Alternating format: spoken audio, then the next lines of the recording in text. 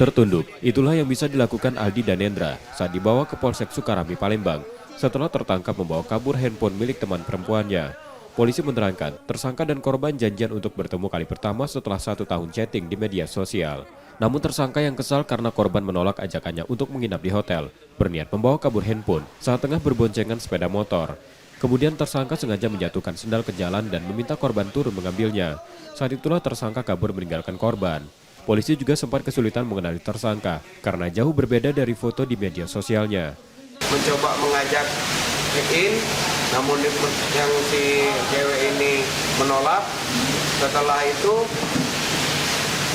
minjam HP si korban, lalu menjatuhkan sendalnya, terus minta tolong ambilkan sendalnya saya, Nah lalu setelah diambilkan sendalnya, langsung pelaku kabur membawa HP dengan HP dan uang tersebut. Akibat perbuatannya itu, tersangka ditahan di Polsek Sukarami, Palembang untuk proses hukumnya dan terancam hukuman di atas 4 tahun penjara. Reski Oktora, Muklas Diferensial, Kompas TV, Palembang, Sumatera Selatan.